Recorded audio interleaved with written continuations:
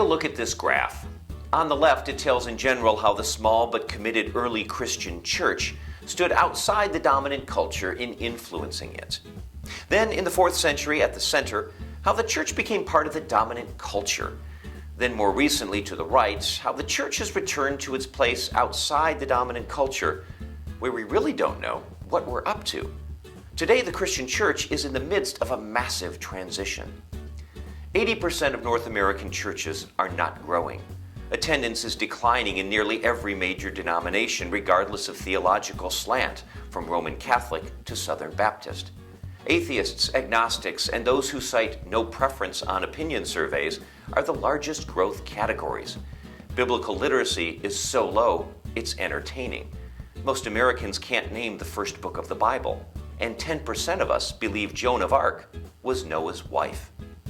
This transition has seen the end of Protestant dominance in American culture.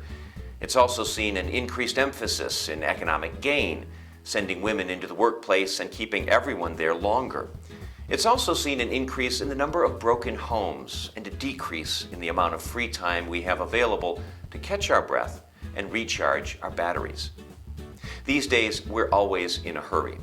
We're impatient. We just can't seem to do one thing at a time. TVs offer us picture-in-a-picture. Workout machines have magazine racks. New cars have built-in cell phones. Studies say that those of us who are good at multitasking can pack the equivalent of 31 hours of activities into a 24-hour day. We work on average 1 month more every year than we did 35 years ago. We sleep 20% less than we did 100 years ago. There are some 400,000 dogs on Prozac.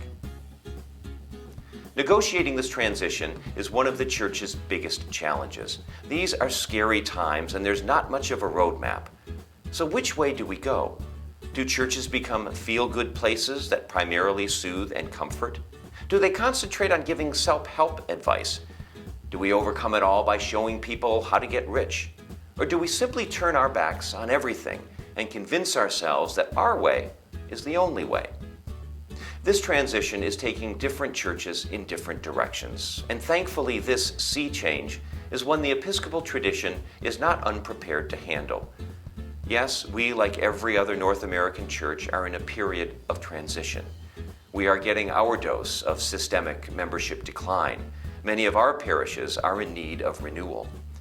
But the dust is clearing and a new dawn beckons, one that is compelling us to concentrate not on the Episcopal Church's weaknesses, but on our church's strengths, like a passionate devotion to the gospel of Jesus Christ, a willingness to fight poverty, disease, and injustice, a desire to think critically, a longing to be accepting and open-minded, a vocation to seek reconciliation and forgiveness, a passion for forming faithful and inclusive communities, a strength to uphold valuable traditions, a heart devoted to the Eucharist, the courage to take advantage of helpful missionary opportunities, and the gift to be connected to others around the world to spread the good news of Jesus.